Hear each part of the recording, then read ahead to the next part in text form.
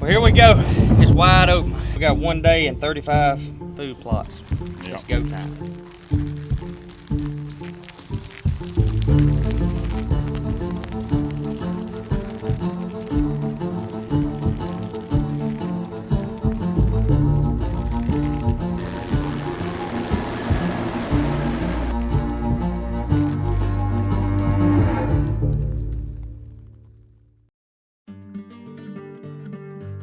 Mississippi, you're getting trickle, the ruts. You got some does coming in, so January you got deer coming back to feeders, you got deer coming back to supplemental feed, and then all of a sudden you got one dogging a day. And then it's so fun here in January if you've got good food plots and have put the plan and process in place. And the Midwest is unreal, but when you crawl up on like a big 3 field on a high pressure day on December 26th, kids in the stand, you get to watch that field come to life, and you get to see a lot of deer. And like if you're introducing somebody into hunting, ain't nothing like it. That is the best. I agree with you. Yeah. We've always joked around, like all of us, you go to ATA show. Yeah, oh yeah. And it's in January. We've all best time of year to hunt, man. Put ATA in the rut. And so you go up there and we love them all to death. You got Leah, everybody in the Midwest, and they're going around like, man, how'd your season go? They're talking to us like he's at the camera right he's now. there. Yeah, that's right. We need to be in a stand right now. I never forget. I left my parents' house one day and I saw 3 buck doe chases on the way out the driveway heading to ATA, and I was losing my mind. I ain't going. I ain't going. You can tell though. You see those Southern guys. They're at the show and they're having meetings, and you're talking. You shake hands, and they're always checking their cameras. We're still checking the cameras. Everybody else is Yes. just put them up and roll them up. So, yeah. But it's been fun, especially going through this whole process. Everybody's tips and tricks, and seeing how now we're moving into late season. Slade, you and I talk about this a lot, but the misconception of, okay, well, if you do supplemental feed, if you believe in supplemental feed and you start doing that, a lot of people are like, yeah, March, April, May, I need to be feeding protein.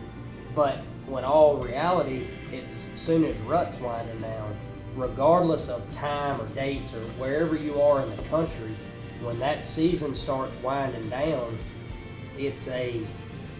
it's more based off of your herd coming from rut when they need that. See, time. a big mature deer, people say, oh, when do they get their biggest horns? At 5, 6, and 7. It has a lot more to do with how they came off the rut. Yep. And so, people think, oh, I'll start feeding in March. Yep. Well, okay, if you wait to start feeding in March, and if you don't have good food plots and things like that, so he's got, let's say this deer's trying to be 250 pounds. Right. Well, if he's at 180, 200, he's got to gain 50, 70 pounds back. So if you can start feeding him, the sooner you start feeding him, or never stop feeding him is ideal, or have a good food source out there, well then he doesn't have to grow that back. And in a ruminant animal, the way it works is what he eats today affects him in 30 days. Right. So if, for instance, the protein your deer is eating right now in Mississippi, he pretty much probably already got everything he's going to get out of it. Right. Because in 30 days they're going to basically be done. Right. So really, let's just take the South. If you could start feeding on January 1st to July 1st would be better than feeding any other time. That's right. Yeah, absolutely. Well, it's like you take going back to Ryan when they were here in January. Got a nice little frosty morning here in Mississippi. Not a lot of action so far. I've got one doe that's asking to make the ride back to Texas with me. If she hangs out much longer, she might catch a 270. I'm thinking, at least I'm hoping that as this sun gets up, it's supposed to be a pretty nice day. Get this frost melted off, maybe that'll get them moving a little bit more. But it's still early, but I had a little higher hopes for this morning.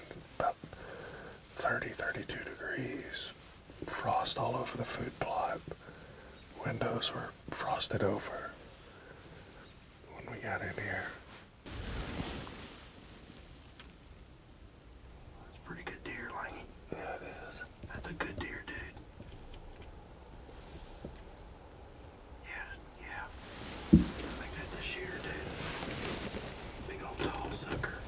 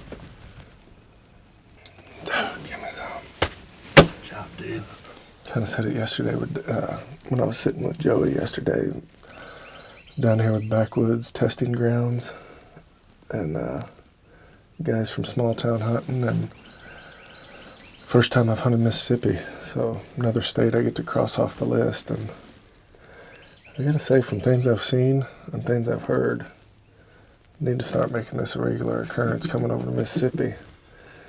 These food plots here that the Backwoods guys have are just awesome. Got some great looking late season plots. Oh man. Dude.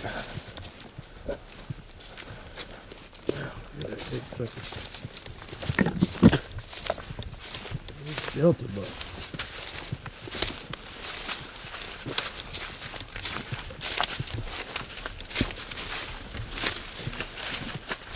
Dang it, boy. Oh man. Look at this freaking bruiser. He carries his mass all the way out. They were talking about how it was at his bases, but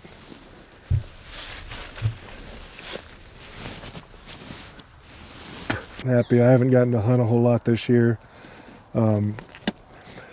Chasing the kids around. Probably the most gratifying hunt I've been on was getting to go guide some of the vets up there at the E3 with Roachy.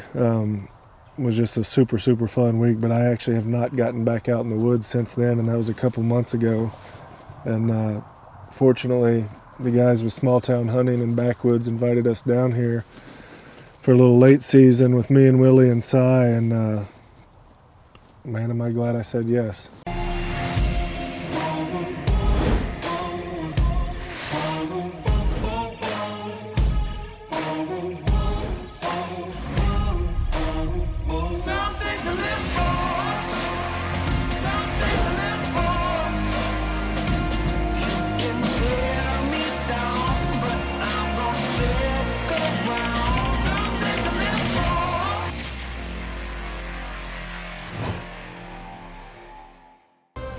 To learn more and see additional content, make sure you follow Backwoods Premium Wildlife Products social media pages. And don't forget to subscribe to the YouTube channel. And then Jackie was here in January too. Like, yes, our rut was going, but it was the latter part. Like, that's when we had transitioned back to high cotton. When we transitioned back to buck, honestly, it was buck trio at the time, going from straight corn down to or up to buck trio, and then moving into high cotton. And you know, it's Jackie. You got a feeder out here, it's full of buck trio. They're coming back to feed, but then he shoots them on a decoy, you know, on the main road. It's just breaking day here in Mississippi. It's our last day. We've been here since last Monday, so the fog is really thick. It's gonna take a while to burn it off. So anything we see is gonna have to be pretty close. But last morning, we'll see what happens. There's a buck right there in the road, right there. Golly, it's so foggy. It's pretty wide. I can't tell, it's so foggy.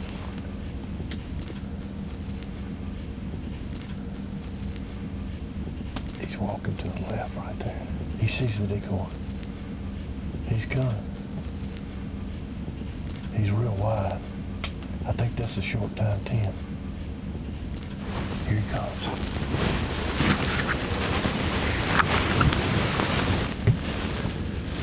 Here he comes.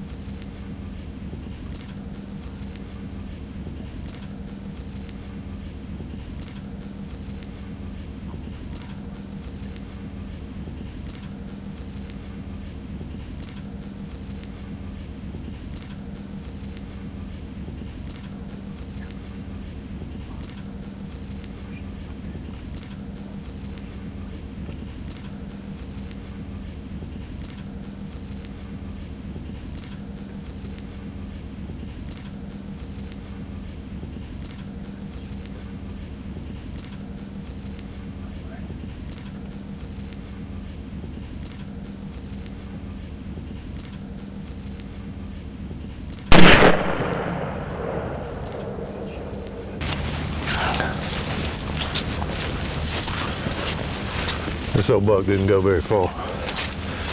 I will have to say, old Lucky the decoy brought us some luck this morning because the fog has just lifted. It was so foggy, and he came out on this trail right here, and he looked at that decoy and come on down. He's down for the count.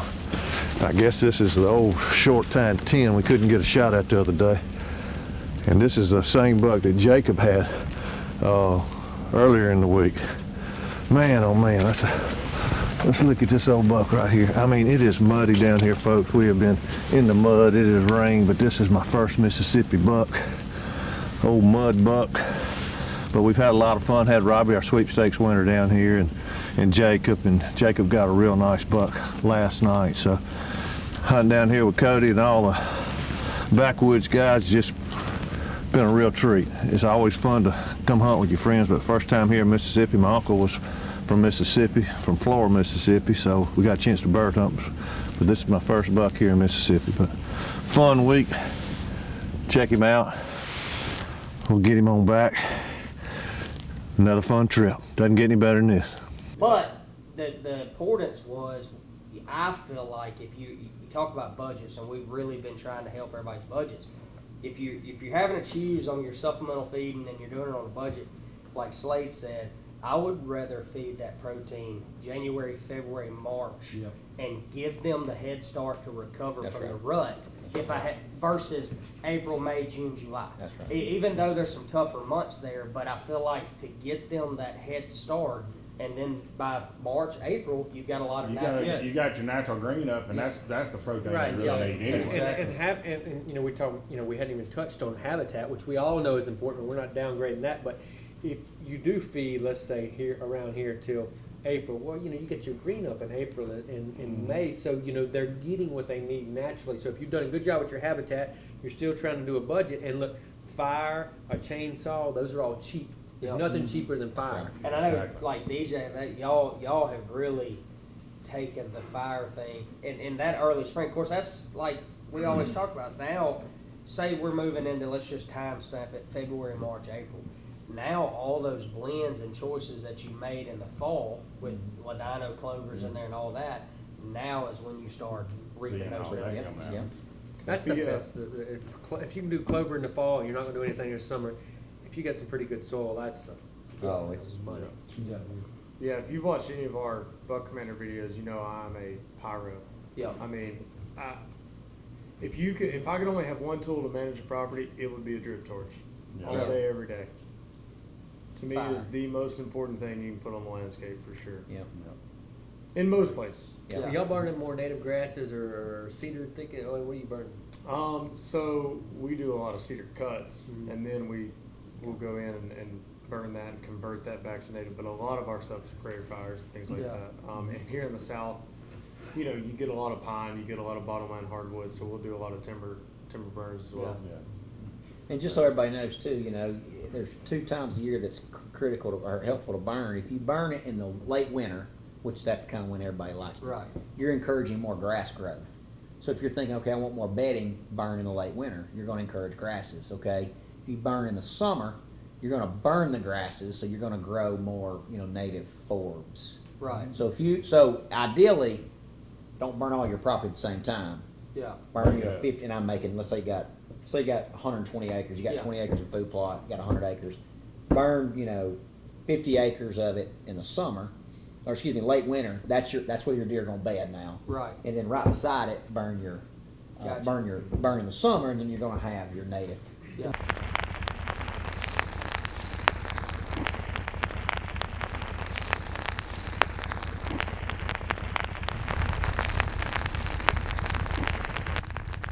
This one here is doing like it's supposed to. I mean, the food plot was kind of tall.